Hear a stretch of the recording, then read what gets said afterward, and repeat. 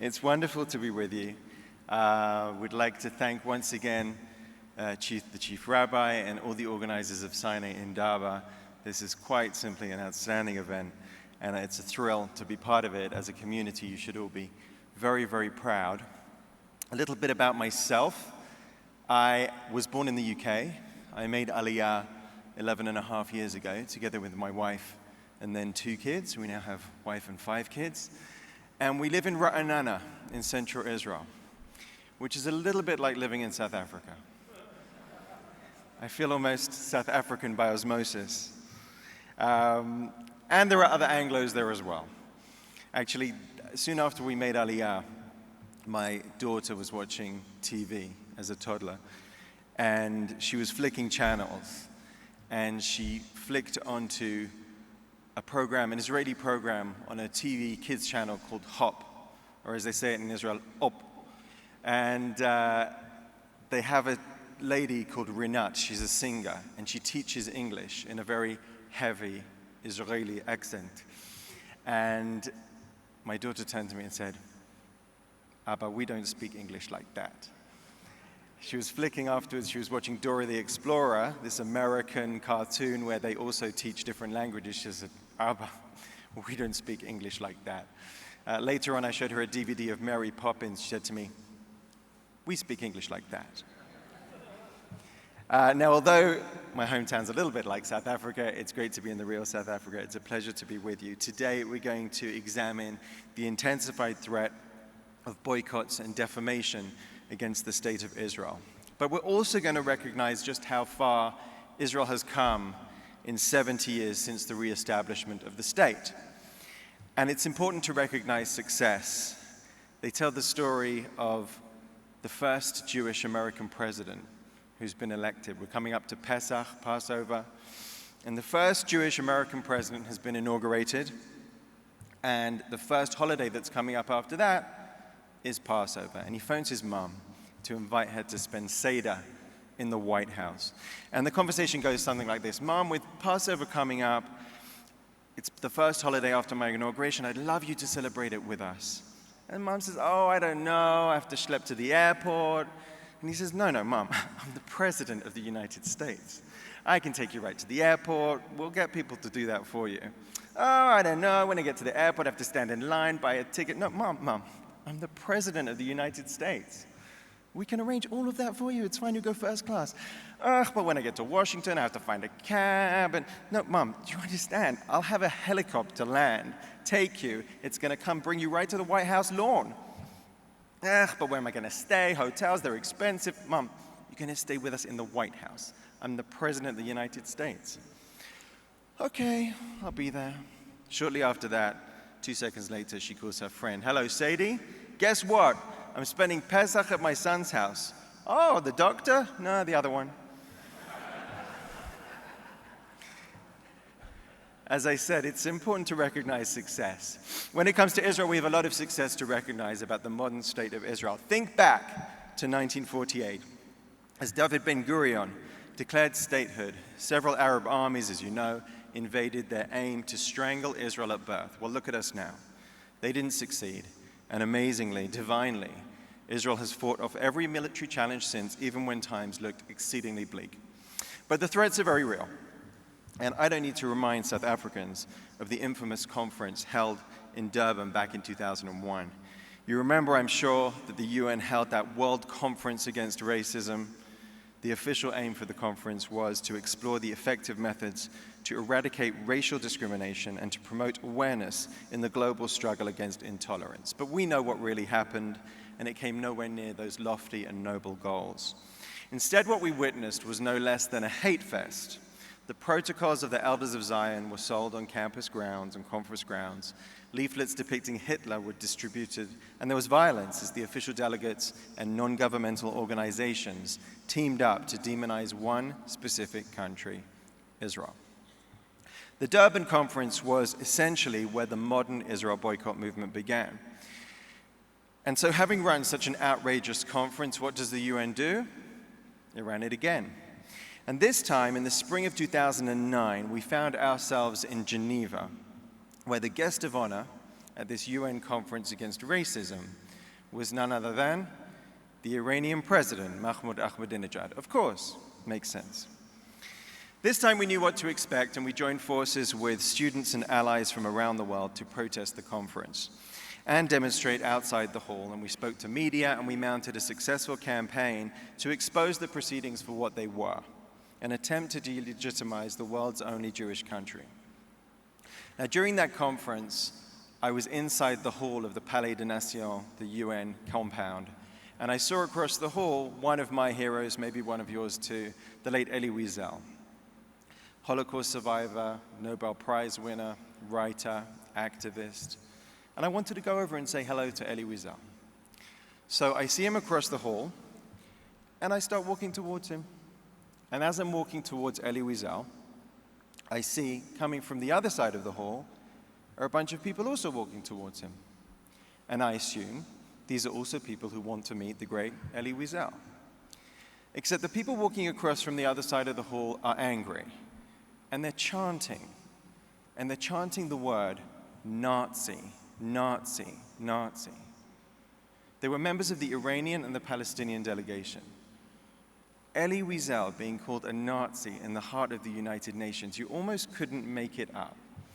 And yet, ladies and gentlemen, we're living in a world turned upside down, as commentator Melanie Phillips has called it.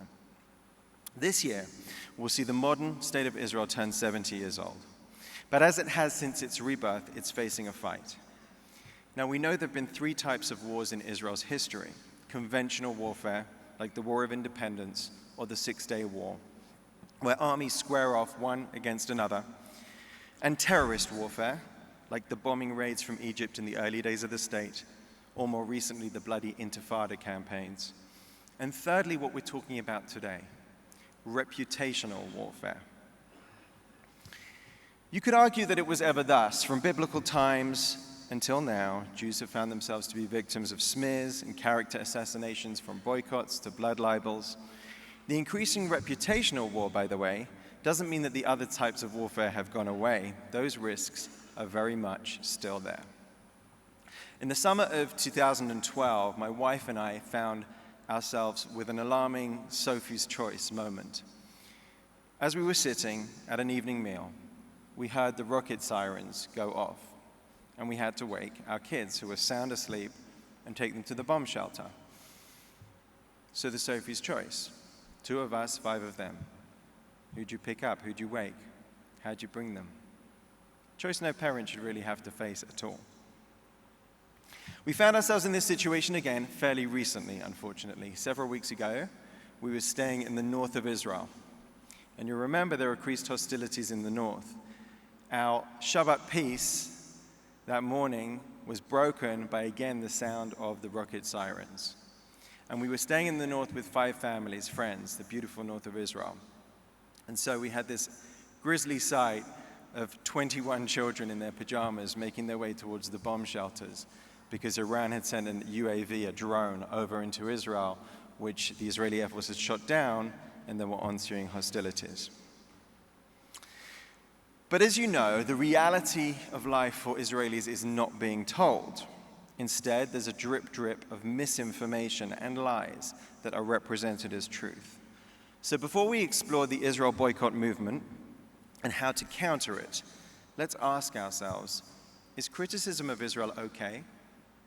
Because this is the line most often heard from Israel's most vociferous critics. They say, oh, you can't criticize Israel, because then you get accused of being anti-Semitic.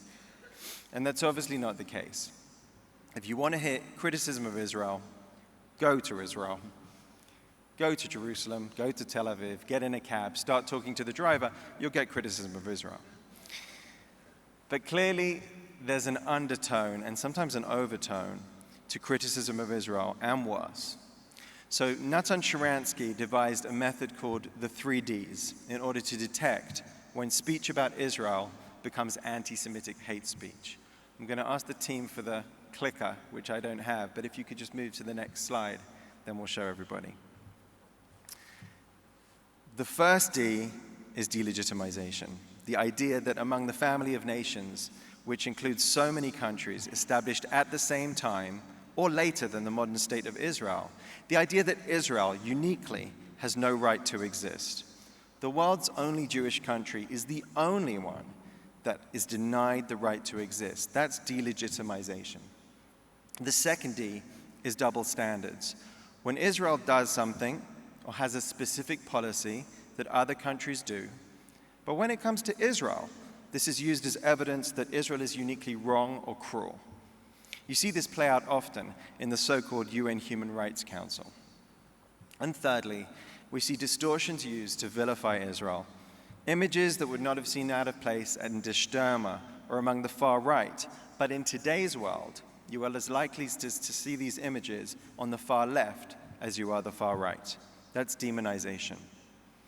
So what is BDS, the shorthand acronym that the anti-Israel campaign goes by? B, boycotts, the act of ceasing to purchase products as an act of protest. D, divestment, the opposite of investment, taking assets out. And S, sanctions, punishment or penalty for illegal activity. And what does BDS look like? Well, here in South Africa, it looks like the anti-Israel billboards outside major airports. It looks like the disruption of Israeli musicians that actually got violent.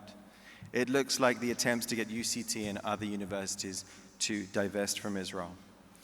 It looks like the disaster of canceling a 2016 water conference which could have prevented the current crisis in Cape Town. It looks like the attempts to get Woolworths to boycott and the unpleasant disruption of shoppers. The invitation of Hamas by the ANC on the push to downgrade the South African embassy in Tel Aviv.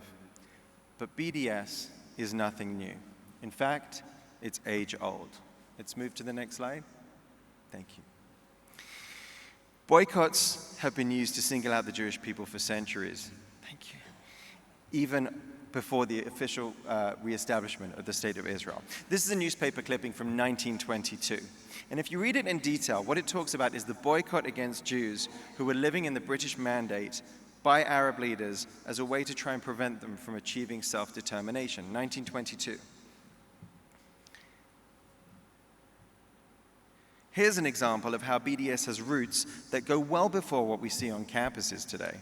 This is a quote from the Arab League in 1945, which pretty much states, if we can't defeat Israel militarily, we'll destroy it by economic boycotts. The people who push for BDS say it's a non-violent way to achieve justice for the Palestinians, when in fact, the movement's violent intentions have been clear since day one.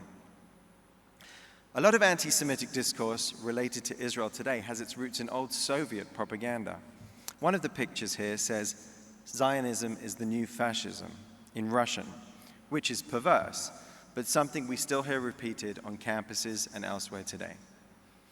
This propaganda had a real effect on opinion in the West. For example, you can see the headline about communist activists attacking civil rights icon Cesar Chavez for supporting Israel in 1974. One of the first unfair and erroneous comparisons of Israel, by the way, to apartheid was featured in a Russian propaganda piece, an act of demonization to encourage a boycott. The modern boycott movement against Israel has its roots, as I mentioned, in the Durban Conference. There was an NGO track of the conference, which descended into an outpouring of racism against Jews. In this context, the organizations involved drafted a joint statement calling for the economic isolation and sanctions against Israel as an apartheid state. Now, of course, this apartheid comparison is false. All Israeli citizens, whether Jews or Arabs, have an equal vote. Jews and Arabs elect representatives into office in Israel every time. Not only that, but in fact, Arabs represent the third largest party in the Israeli parliament. Arabs serve as judges in the Israeli court system. An Arab judge was the one to throw a Jewish president of Israel into jail for a crime he'd committed. They share academic institutions, hospitals, transportation, beaches, and all facilities. And in Palestinian-controlled areas, they are in charge, although President Abbas has not held an election in 10 years. In any case, apartheid was not brought down by sanctions as much as it was by a willingness to negotiate, in stark contrast to the situation with the Palestinians in Israel. It was Nelson Mandela who said, if you want to make peace with your enemy, you need to work with your enemy. And journalist Bret Stephens has commented in the same vein, you don't make peace with your enemies, you make peace with your former enemies. Israel has offered Palestinian leaders peace and statehood on multiple occasions in territory that is in the cradle of Jewish civilization, but they've always said no. They refused statehood in 1937, in 1947, in 2000, in 2008, and they've refused to negotiate, even meet, in recent years. Meanwhile, they've not educated their society and the next generations to live in peace with Israelis, and as a result, there is a status quo and a corrupt Palestinian leadership that suppresses the freedom of their people, supports terror, and even gives financial rewards to terrorists. So when anti-Israel activists throw out the charge of apartheid, both for this reason and the analogy to how people live is totally false. BDS is against discourse and negotiation. It is anti-peace. 2005 marked the official start of the BDS movement as they rebranded themselves, following an initial failure to gain traction. This meant switching from being based internationally to marketing themselves as a grassroots effort led by the Palestinian people themselves. Leading BDS activists like Ilan Pappé, though, have admitted that this is primarily for the purposes of public opinion, rather than to reflect reality on the ground. While there are parts of Palestinian society that do support BDS, it is not clear that this view is universal whatsoever, as the results punish everyday people, Arabs and Jews alike. And they push the prospect of a peaceful future further away. BDS's claim to be led by civil society is also misleading, as the Palestinian Committee, which leads BDS, includes terrorist groups like Hamas and Islamic Jihad. BDS is bigotry masquerading as social justice. How does BDS sell itself to get support from well-meaning people? By calling itself a movement for justice and human rights. But the reality is, if you look at the main political demands, BDS's ultimate goal is the elimination of Israel and the violation of Jewish right to self-determination. The most important point to be aware of is the so-called right of return, which means that they demand that 6 million Palestinians be able to move to Israel rather than to a future Palestinian state. The end result, acknowledged by the co-founder of BDS himself, would be the end of Israel as a Jewish state. This is a vision that has nothing to do with justice or to do with human rights. Let's look at BDS in their own words. BDS's ultimate goal has been stated by numerous leading activists, so you don't have to take my word for it. You can hear it out of their own mouths. Now, this doesn't mean that every single person that supports BDS is malicious themselves, but it does mean that they're supporting a malicious agenda, and it means that BDS is intrinsically anti-Semitic and against the cause of peace. So what is BDS's strategy? In the short term, their goal is to turn public opinion against Israel. This is done through campaigns like divestment on campus, academic boycotts, boycotting products in stores, and urging artists not to perform in Israel, and more. This leads to the medium-term phase. BDS hopes that in 10, 20, or 30 years, they'll turn people against Israel enough that they'll make decisions that actually harm the country politically, economically, culturally, and in other ways. And finally, they hope that the pressure, perhaps combined with violence on the ground, will lead to Israel's collapse as a Jewish and democratic state. Now, the good news is that we're still at that first stage, meaning we can stop BDS in its tracks by winning over the battle of public opinion. So when it comes to turning public opinion against Israel, how do BDS do it? They tend to follow the same 4 steps in every institution that they target, whether it's a campus or a church or anything else. So there's a unified story that the BDS movement tells about Israelis and Palestinians, and once they tell it, they claim that the only way to support Palestinians is to support BDS campaigns. The 4 steps build on each other. With a compelling narrative against Palestinians as blameless victims of Israeli oppression and tangible goals like passing divestment, they can mobilize people who support their calls to take action. With a larger group of activists, they can more easily gain positions of power and push campaigns that demonize and dehumanize Israelis. One of the ways that BDS can manipulate emotions is by tapping into existing ideological trends in academia and progressive circles. Three important ones are post-colonialism, power dynamics, and intersectionality. Post-colonialism is the study of the legacy of colonialism and imperialism, typically focusing on how the legacy continues to negatively affect people around the world. It's been appropriated by BDS activists to paint the Jewish people as colonizers who stole the land from the Palestinians and ethnically cleansed them. Now, of course, BDS never acknowledges that Jews are, in fact, indigenous to Israel and have had a continued connection and presence in our land for 3,000 years. This theme of colonialism is being used to erase our history, identity, and rights. Secondly, power dynamics. They're typically brought up to make the point that in conflicts where one side is more powerful than the other, the stronger side should take all of the blame and the responsibility for resolving the issue. In the case of Israel, this is used to blame the Jewish state for basically everything, while doing nothing to hold Palestinian leaders accountable. The justification is that because Israelis are more powerful than the Palestinians, the onus is on them to solve the conflict. That's why you'll often hear BDS supporters responding to questions about terrorism and incitement by saying that we're ignoring the power dynamics, that the only thing that matters is the occupation. And thirdly, intersectionality can be defined as the idea that all forms of oppression are intersectional and interconnected, that different struggles against oppression need to be connected as well. So intersectionality is used as an organizing principle for different causes and communities, resulting in many coalitions you wouldn't normally expect to see together. Anti-Israel groups exploit this by framing Israel as the oppressor and BDS as the struggle against that oppression. It builds coalitions and joins existing ones on that basis. Ultimately, the debate goes beyond the Israeli-Palestinian conflict. Anti-Israel activists sell themselves as the voices of justice and paint Jewish and the pro-Israel community as supporters of the oppression. If enough people buy this message, it's almost inevitable there'll be continued hostility against Jewish communities. We're going to take a look at a short video that shows what BDS claims and shows what they really stand for. Please be aware that the video begins with the sound of gunfire. It's a little bit loud.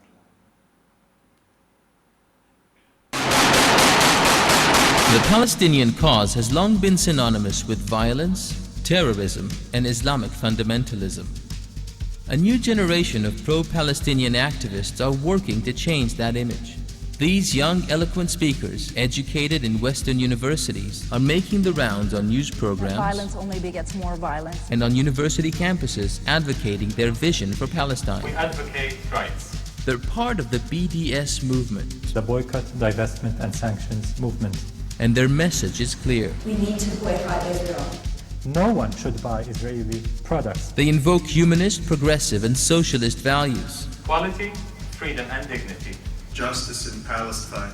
A democratic movement based on the struggle for human rights. And aim to garner the support of students, trade unionists, and even Jewish civil rights activists. BDS is particularly vigilant against any form of Palestinian-Israeli collaboration. I'm Israeli and we work together.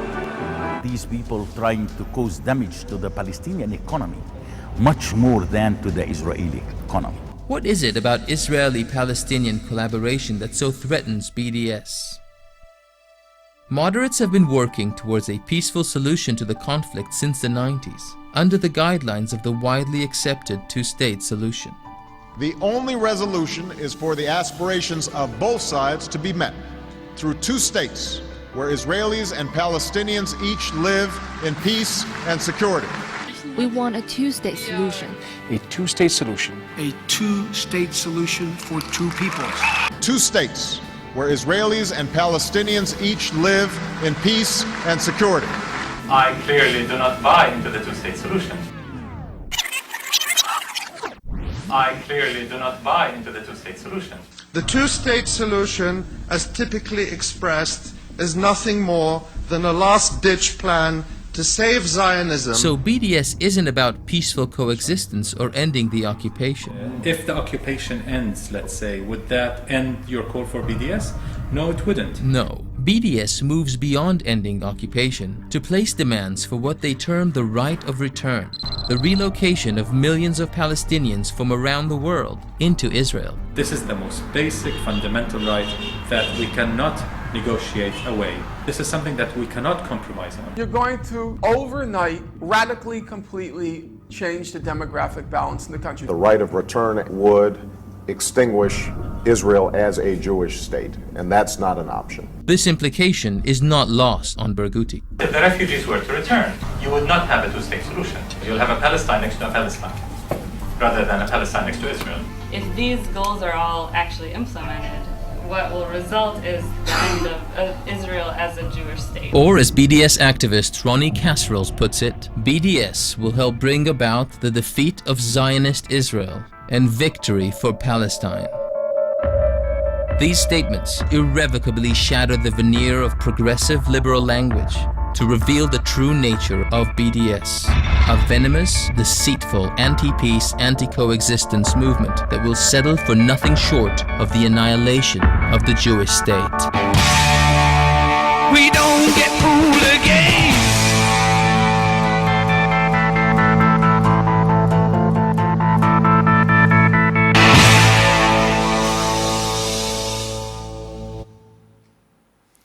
The difference between what BDS says it is and what it actually stands for.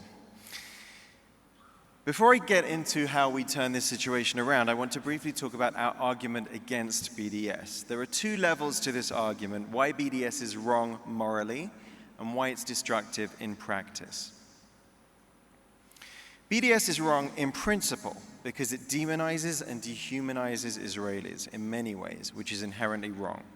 As previously discussed, it uses the concept of power dynamics to shield Palestinian leaders from any real accountability, although all leaders deserve to be held accountable. And most importantly, its definition of justice is Israel's destruction, rather than a better future for all peoples. This may not be enough to convince some people on its own, which is why it's also important to talk about why BDS is wrong in practice. BDS is wrong in practice because it fuels division and racism in our campuses and in our communities, as we've seen time and time again. It makes peace less likely, including by actively opposing cooperation and coexistence projects between Israelis and Palestinians. And we've seen that, for instance, in the continued campaign against SodaStream, which employs people from all across the Israeli sector. And finally, if its political demands were fulfilled and Israel was replaced by a majority Palestinian state, the result would almost certainly be even more violence and suffering than what Israelis and Palestinians are experiencing now. For Jews, and anyone looking at the actions of ISIS in the Middle East towards minorities, the goal of BDS is chillingly unthinkable. The bottom line in all of this is that BDS damages our universities and communities for an unjust cause. We're dealing with a highly organized campaign that needs to be taken seriously. Their main goal is changing public opinion, not finance. We need to be proactive and have a proactive strategy of our own, building, strengthening alliances in order to isolate BDS, a form of boycotting the boycotters.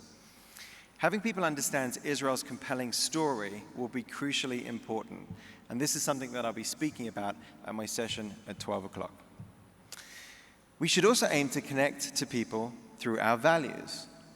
A final piece I want to mention in the context of BDS is the importance of engaging in conversations about human rights and justice proactively. If we only talk about these values when there's a BDS campaign, it looks disingenuous, and this makes it more difficult for us to make compelling arguments. There's an opportunity for us here. Our community truly believes in a better future for Israel and for all of the people of the Middle East. That's not the case with BDS. We can go a long way by being proactive and creating the stark contrast between our approach and theirs. Most people do not like one-sided rhetoric, and most people will see the difference. And BDS is failing. There's a major increase and continued growth in tech companies bringing their branches to Israel. There is talk of major companies like Amazon and even Walmart potentially opening their doors in Israel. My wife is very excited, as am I. Artists who are playing or have played concerts in Israel recently include Justin Bieber, Lady Gaga, Radiohead, the Pixies, Santana, who overturned his own previous acquiescence to a boycott and came and played, with Ozzy Osbourne and Ringo Starr coming to Israel in June, and many more besides. Israel's economy is on an upward trajectory. It has the largest number of high-tech and startup companies after the USA, and the numbers are in. In the last month, February 2018, Israeli startups raised over $500 million. Israel attracts more venture capital investments per capita than any other country in the world.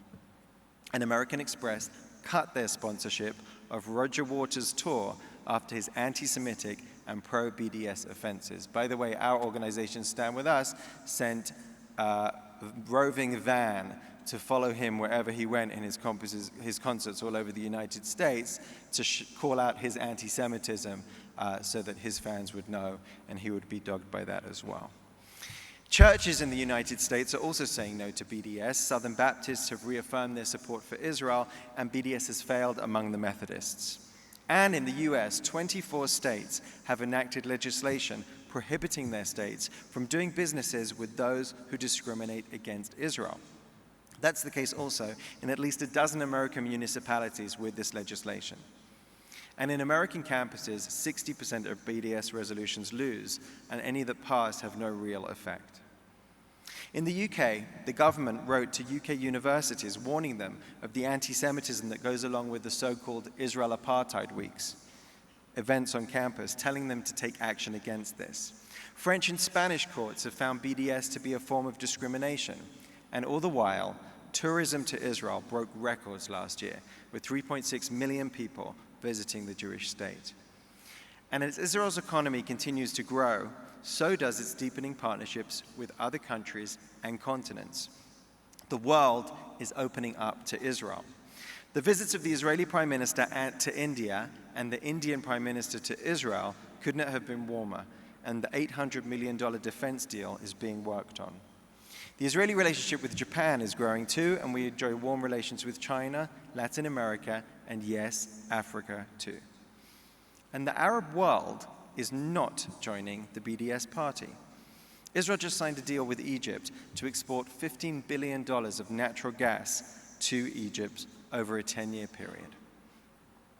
So what stands between the Israel boycotters and them achieving their strategy?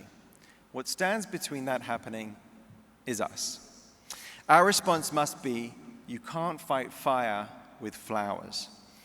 No one wants to go negative, but we have to be able to point out the negatives of our opponents. There are wonderfully positive things to say about Israel, and at my next session, I'll be discussing them in depth, how to compellingly tell Israel's story, and I hope you'll join me then. But that's half the job.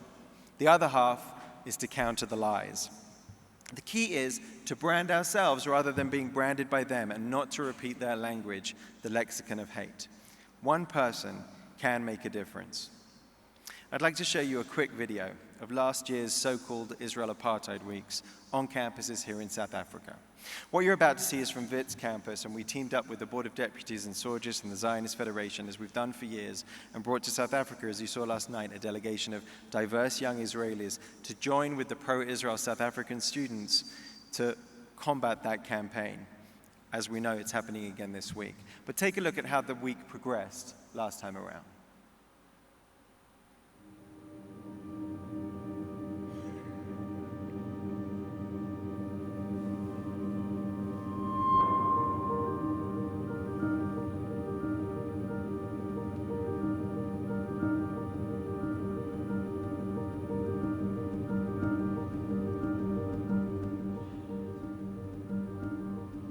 Security!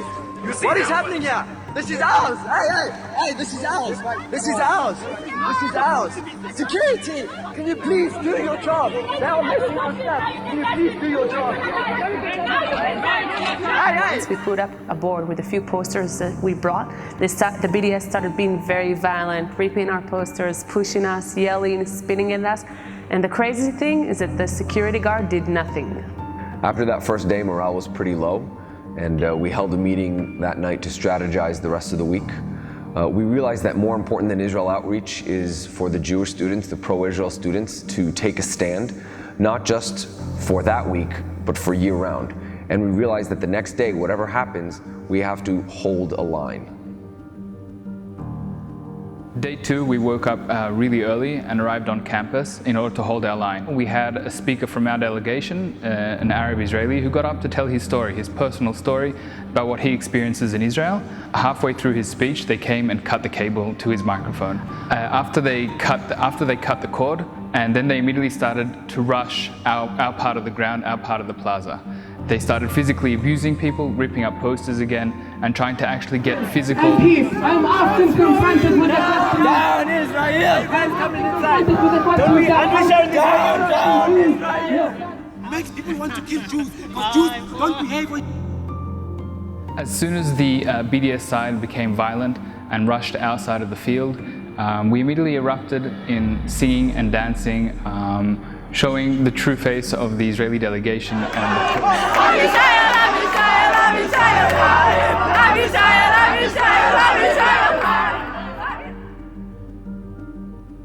We knew the BDS are planning a dine for the third day. A dine is an activity where BDS supporters are cover themselves in fake blood and holding pictures of dead Palestinians. We stayed up all night printing out posters of Israeli victims of Palestinian terror. Sure enough, the BDS activists came around to our side, despite the rules saying that they're not allowed to, and held their die-in right in the middle of our display. When they looked up, 50 Jewish students and allies pulled out pictures of Israeli victims of Palestinian terror and signs saying that we respect the dead on both sides and no more people need to die in this conflict. It made BDS and their die-in look like disrespectful theatrical propaganda at its worst. BDS was so mad that we stole their photo, they took out a Hezbollah flag and started waving it on our side of the plaza. Hezbollah is an internationally recognized terrorist organization that openly calls for the genocide of the Jewish people. After they waved the Hezbollah flag, there was a standoff between our side and their side. We waved the Israeli flag and they waved the Hezbollah flag. Wits University did nothing.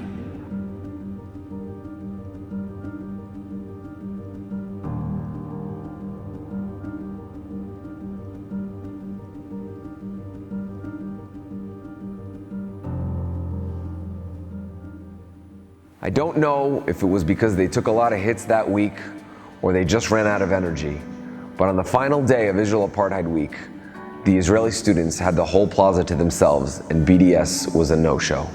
The Stand With Us delegation really made an invaluable contribution to our 2017 Israel Apartheid Week campaign. They were an amazing support system with a wealth of knowledge, and to have Israelis on the ground always helping out and to be able to send students to them was really a phenomenal experience. Israel Apartheid Week is a very fluid situation. The Stand With Us delegation were very helpful in aiding us get our message across effectively and adapting it to what was happening on the ground. Having the Stand With Us delegation in South Africa during Israel Apartheid Week was a useful tool. It was very important to be able to send South African students, both Zionist students and students who knew nothing about the conflict, to talk to Israelis and hear their perspective.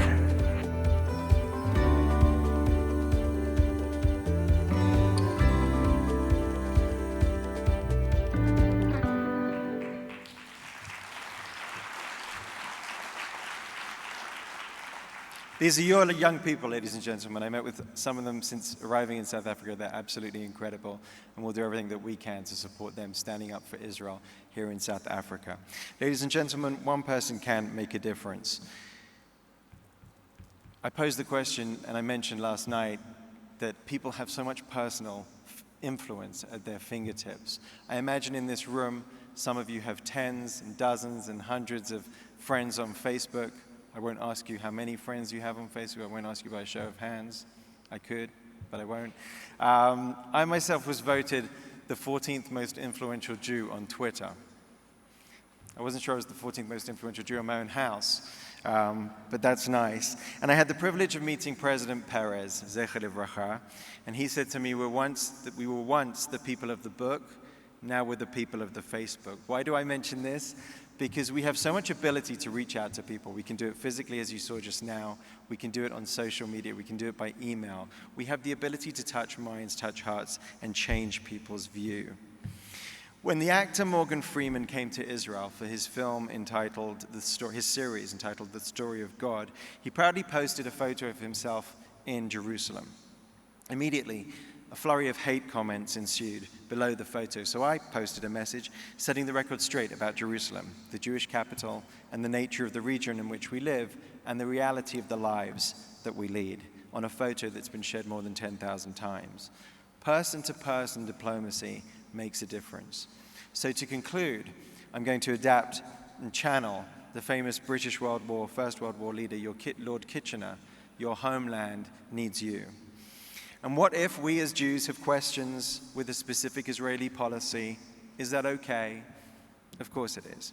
As Alan Dershowitz says, focus on the 80%, and I believe it's actually more than 80%. Focus on the 80% of things that we agree with, rather than the 20% of things that we don't. And don't let those imperfections define your relationship with the Jewish state. After all, a state, any country, is not defined by its imperfections, but how it deals with its imperfections. And Israel is constantly improving, I believe. And of course, we must remember that the conversation that we have with others must be different than the conversation that we have between ourselves, because the outside audience knows less. The conversation we have around our Shabbos table is not the same conversation that we have in a different context. Ladies and gentlemen, we can win. At the Cambridge University Debating Society a few years ago, a debate was entitled, "Israel is a Rogue State." A young Jew by the name of Gabriel Latner, who spoke with the anti-Israel activists, spoke for the motion, "Israel is a rogue state." When his turn came to speak, he made argument after argument that Israel is a rogue state in the Middle East. Why? Because it stands for freedom, for diversity, for democracy, for the rule of law, and for human rights. In doing so, Gabriel turned the table on BDS, and the motion was defeated by a 74% margin. And look at what this community does when it bands together, when you're cohesive and unified. This is the community that gave the world the Shabbos Project. That's all around the world, by the way. It should come with a sticker saying, "Made in South Africa." And Saneh and Daba, amazing things that you can do. And how dare BDS fling the accusation of apartheid against Jews? This community knows more than anyone else that it helped people stand up against apartheid. So let me remind us all, and end by this, that in the 70th year of a reborn Jewish state, that in its foundational document, the Declaration of Independence, Israel outstretched its arm for peace. We pray for peace, we seek peace, and every moment there's been a realistic opportunity for peace, we run towards peace. But Israel has never known a day of peace in its life. So this is a battle that we must all fight together. Ours is a positive message, our message is the truth, and this is a battle that we can win and a battle that we must win. Thank you very much.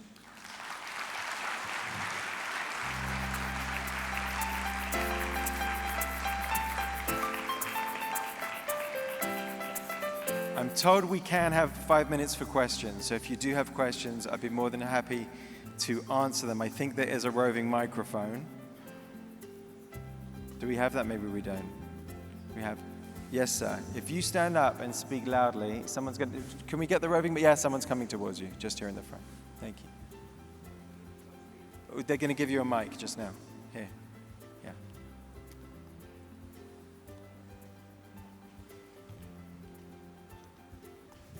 Thank you very much. That was very illuminating and inspiring. My question is, one can support Israel, but even still criticize some of the policies of the Israeli government. Is that right? And is that acceptable? Yeah, absolutely. Can we support Israel and criticize the Israeli government? Of course we can. Look, Israel is a democracy. It's a vibrant democracy. I think it's a hyper-democracy. You have varying opinions on every single issue. On the most controversial of issues, we have demonstrations on the streets for and against. Our parliament is vociferous. Our free speech is used to the max. And you see that right now in every single circumstance. Our organization is non-political, so we don't try and support one party or another. We support Israel in general. But I think that's something that you see. So can we criticize Israel? Of course we can. I think we have to always be aware of the context, though, because the conversation that I'm going to have with someone in Israel is going to be a very different conversation than I'm going to have with someone in South Africa, because they know less. And one of the things I'll be talking about in my next session is how we have those constructive conversations, because we are so aware there's a big vacuum of knowledge. So yes, of course, it's perfectly okay to criticize Israel. Israelis do it all the time, we all do. But like I said, we don't judge a country by its imperfections, by how it deals with its imperfections. And I really, truly believe that Israel is doing that all the time. Yes, sir.